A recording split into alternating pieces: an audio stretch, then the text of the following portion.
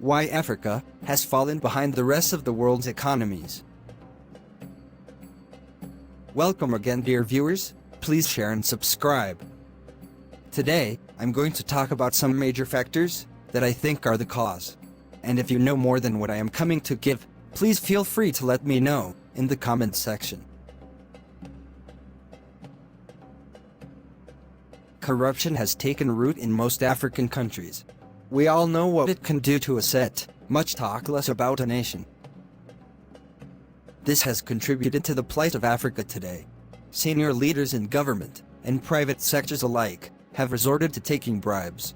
A survey by the Transparency International (TI) indicated that most African governments are not able to meet their citizens' expectation due to rampant corruption. Despite the campaigns and activism by civil society and the population, it still increases, and it extends even into the security sectors. The police were identified as the most corrupt group across the region. At least in every news item, one story covered is about how a high-ranking official is under investigations over corruption allegations. While this is good news to many, the laws on corruption are lenient, allowing those caught in the act an easy passage.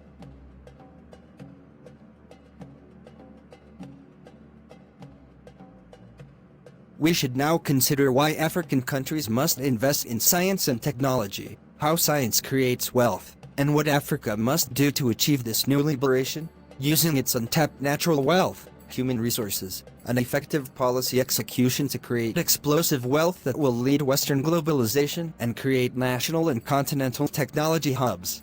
This is what will reposition Africa with advantage in the phenomenon of globalization. The secret that lies behind science and the prosperity of nations is simple but profound. Ideas matter. This is the most important secret of the wealth of the industrialized world.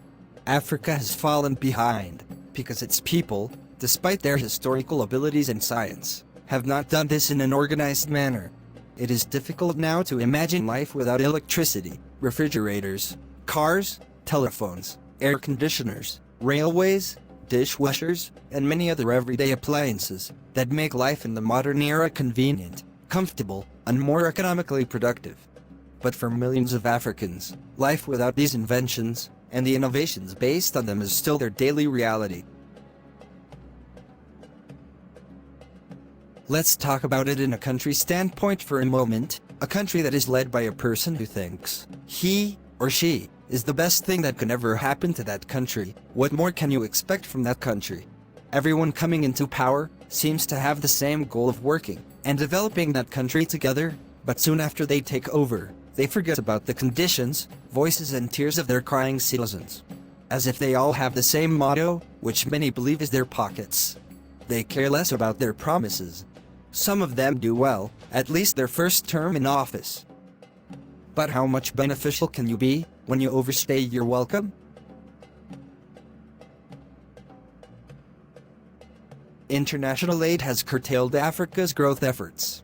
During the Fourth World Government Summit in Dubai, President Paul Kagame of Rwanda said that donor support should not be relied on forever, but instead be used to build institutions in the economy. While $134 billion flows into the continent each year, predominantly in the form of loans, foreign investment and aid, $192 billion is taken out, mainly in profits made by foreign companies, tax dodging and the costs of adapting to climate change.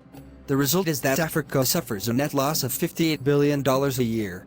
As such, the idea that we are aiding Africa is an illusion. It is Africa that is aiding the rest of the world. Let me know your thoughts in the comments section. And don't forget to like, share and subscribe. Stay blessed.